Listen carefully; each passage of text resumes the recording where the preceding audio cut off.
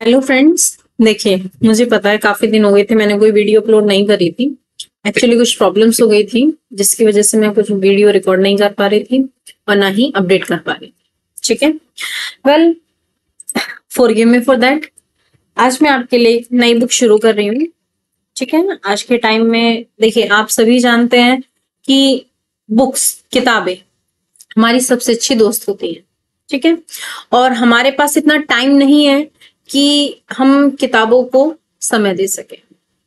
ठीक है, इसी चीज के लिए मैं क्या करने जा रही हूँ कि मेरे पास जो भी कलेक्शन है या मुझे भी जो इधर उधर से किताबें मिलती हैं, मैं उनकी सॉफ्ट कॉपी बना लेती हूँ। ठीक है, जिससे मैं उन्हें बाद में पढ़ सकूं। आपकी सुविधा के लिए मैं ऑडियो बुक कह लीजिए, उनका बुक्स का एक्सप्लेनेशन कह लीजिए, या फिर आपके टाइम बचाने के लिए लाइन बाय लाइन एक्सप्लेनेशन या जो भी कुछ कहेंगे आपके लिए है ये। ठीक है, और आज की बुक जो है वो है 5 पिल्स। किस चीज के लिए? डिप्रेशन और स्ट्रेस की मुक्ति के लिए। ठीक है, जिससे हम खुशियों वाला जीवन दोबारा प्राप्त कर सके। ठीक है, जिसके जो लेखक हैं वो डॉक्टर अबरार मुल्तानी है। ठीक है, चलिए देखिए, इसकी अगर हम विशेष सूची की बात करें, क्योंकि जैसे बुक का नाम है 5 पिल्स, यानी कि मेन इसमें कितने चैप्टर्स होंगे? 5 मेनली। ठीक है, लेकिन कोई भी बुक है, आप उससे पढ़ने से पहले लेखक ने उसे क्यों लिखा और उस बुक की प्रस्तावना क्या है, उस पुस्तक की प्रस्तावना क्या है, ये पढ़ना बहुत ज्यादा जरूरी होता है। ठीक है, जिससे आपको ये पता चल सके कि इस बुक में है क्या और लेखक का आशय क्या है उस बुक को लिखने के लिए।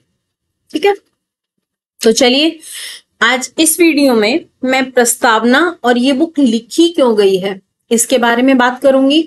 और जो हमारी ये 5 पिल्स हैं, ये 5 चैप्टर्स हैं, जो वो आने वाले नेक्स्ट वीडियोस में हम उसके बारे में बात करेंगे।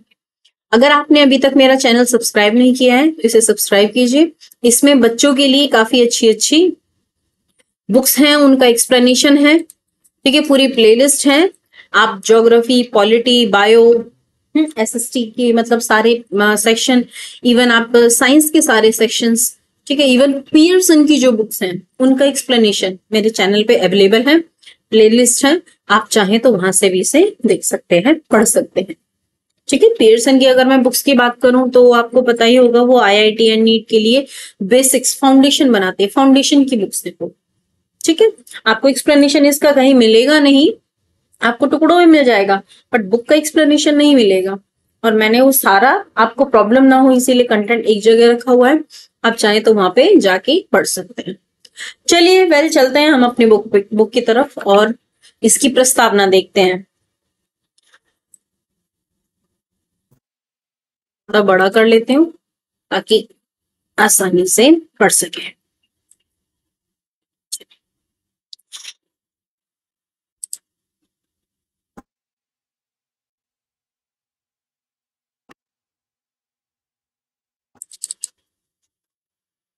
आप बगीचे में बैठे एक खूबसूरत फल पर बैठी सतरंगी खूबसूरत तितली को निहार रहे हैं।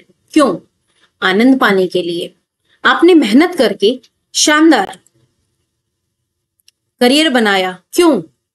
आनंद पाने के लिए।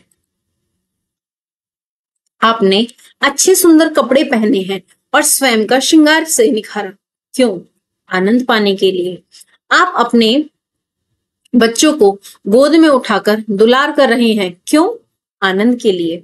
आपने सफर पर जाते समय अपनी कार का म्यूजिक सिस्टम चालू करके मधुरतम गीत लगाए। क्यों? आनंद के लिए। हाँ प्रिय पाठकों, हमारा हर कार्य हमें आनंद देने के लिए ही है। यह हमारी स्वाभाविक मानव प्रवृत्ति है कि जो हमें आनंद की ओर प्रेरित करती है। हम आनंद की खोज में सदैव रहते हैं। हमारे सभी कार्य, हमारे सभी विचार, हमारे सभी आविष्कार आनंद प्राप्ति की असीम प्रेरणा के कारण ही संभव होते हैं। मैं जो यह पुस्तक लिख रहा हूं और आप जब यह पुस्तक पढ़ेंगे तो हम दोनों ही आनंद प्राप्ति के लिए कर रहे हैं। याद रखें, यदि आप कोई बुरा कार्य करते हैं तो वह भी आनंद प्राप्ति के लिए ही करते हैं। हाँ, यह बात अलग है कि वह बाद में आपको निराश कर देगा। जैसे कोई जीव, जैसे कोई किसी जीव पर पत्थर से निशाना लगाता है, उसका निशाना लग जाता है, तो उसे आनंद तो मिलता है क्योंकि उसका निशाना लग गया, लेकिन जब वह जीव कराहता है तो उसके कराहने की आवाज की वजह से उस पर पत्थर मारने वाला दुखी हो जाता है। हम पैदा होते ही आनंद की खोज शुरू कर देते हैं। बच्चा माँ से दूर होता है तो रोता है क्योंकि उसे माँ के साथ का आनंद चाहिए। हमारा धार्मिक होकर स्वर्ग को प्राप्त करने के लिए किए जाने वाले पुण्य कर्म भी आनंद की अनंत यात्रा के लिए ही करते हैं। स्वर्ग या जन्नत हकीकत में वह स्थान है जहां दुख की अनुपस्थिति हो और केवल आनंद का वास हो। नरक या जहन्नम वह स्थान है जहां केवल दुख का ही वास हो, आनंद का कोई नाम न हो। तो हमारे धार्मिक धर्मों का भी अंतिम उद्देश्य यही है कि हमें अत्यंत आनंद की प्राप्ति या उनकी प्राप्ति करना। हम आनंद की प्राप्ति के लिए हमेशा उतावले होते हैं, लेकिन हम सच्चे आनंद को नहीं खोज पाते। क्षणिक आनंद या छद्म आनंद की चाह हमें दुख के भंवर में डाल देती है। मैं आपको आनंदित देखना चाहता हूँ, वह आनंद जो अच्छे मार्गों से प्राप्त किया गया हो। आपको आनंद प्राप्त तो करना है, लेकिन वह आनंद सही मार्ग से प्राप्त किया गया हो। कुछ लोगों के पास आनंद का भरपूर सागर भरा होता है, लेकिन उन्हें पता नहीं होता कि उनके पास खुशी या आनंदित होने का भंडार मौजूद है। कुछ लोग आनंदित होने के लिए राह देखते रहते हैं कि हमें कुछ मनचाहा लक्ष्य हासिल होगा, तब हम आनंदित होंगे, और वे आनंद के इंतजार ही करते रह जाते हैं। क्योंकि महान पास्कल ने कहा था, हम कभी नहीं जी पाते हैं बल्कि जीने की सिर्फ आशा करते हैं। हम हमेशा आनंदित रहने की राह देखते हैं, इसीलिए यह अवश्यंभावी है कि हम कभी आनंदित नहीं होते हैं। का कोई भी पल नहीं गंवाना चाहिए। अभी आप इस पुस्तक को पढ़ना बंद करें और अपनी माँ को याद करें। उन्होंने आपको कितना प्रेम किया और अब भी करती है, लेकिन याद रखें, आपको प्रेम करना स्वयं के आनंद के लिए ही था। उनकी यह ममता उन्हें हमेशा आनंदित रखेगी। तो आप भी अपनी माँ के पास जाएं और उन्हें प्रेम के लिए शुक्रिया अदा करें। उन्हें सच्चे भाव से कहें, माँ मुझे आपसे प्रेम है, और देखें वे कितनी आनंदित हो जाएगी। और उनका आनंद आपको भी सुकून की झील में गोते लगवा देगा। बस यही तो सच्चा आनंद है और आनंद की सच्ची राह है। दुनिया में एक ही वस्तु है जो आपके बस में है, और वह है आपके विचार। आपके सिवा कोई भी आपके विचारों को नहीं बदल सकता।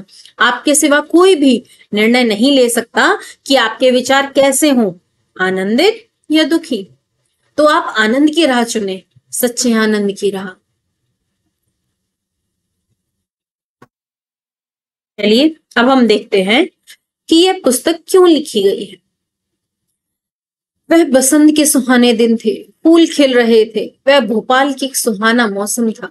लेकिन मेरे क्लिनिक के कैबिन में वे आई, बहुत सुंदर सुशिक्षित युवती, बहुत उदास थी। ऐसा लग रहा था मानो बसंत उसके लिए आया ही नहीं था। वह अपने मन में पतझड़ को महसूस कर रही थी, उसी में जी रही थी। समस्या पूछने पर उसने बताया कि वह बहुत परेशान है, बात बात पर रोने लगती है, और यह कहते हुए भी उसकी आंखों से आंसू बहने लगे थे।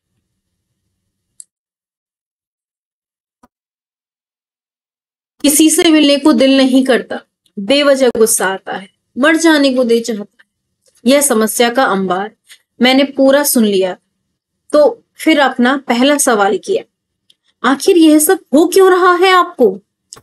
का जवाब बड़ा अजीब था, मुझे नहीं पता, यह मेरे ही साथ क्यों हो रहा है। मैंने पूछा, क्या वाकई आपको नहीं पता कि आपके साथ क्यों हो रहा है?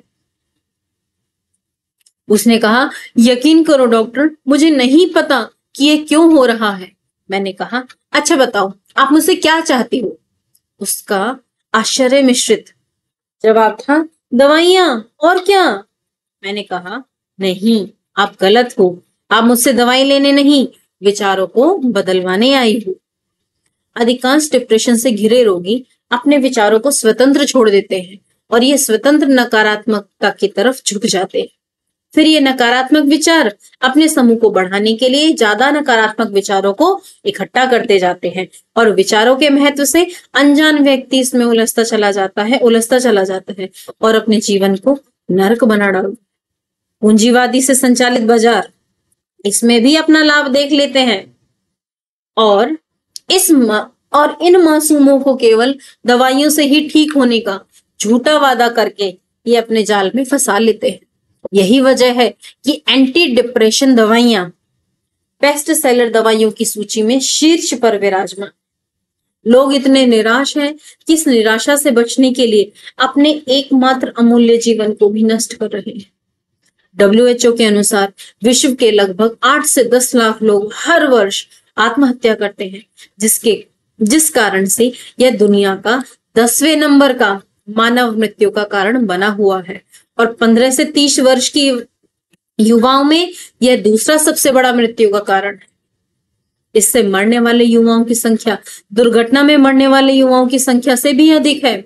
विश्व का कुल आत्महत्याओं में हमारे देश का योगदान लगभग 18% है।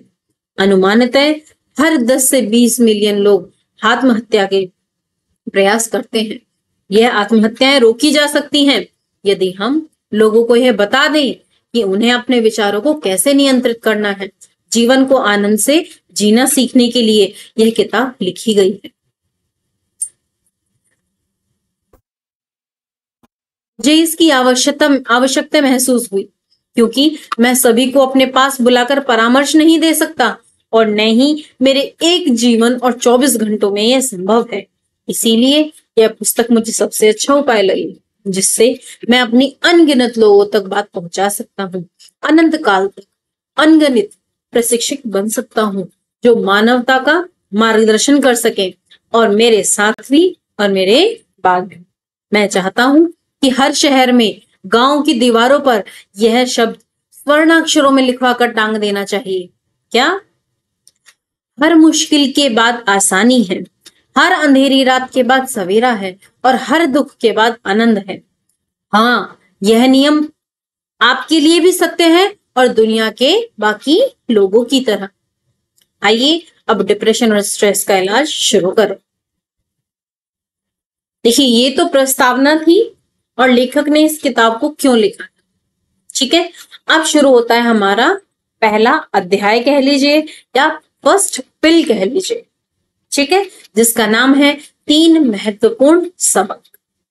तो इसको मैं शुरू करूंगी नेक्स्ट वीडियो में। Till then bye bye. I hope you will enjoy this video. Thank you.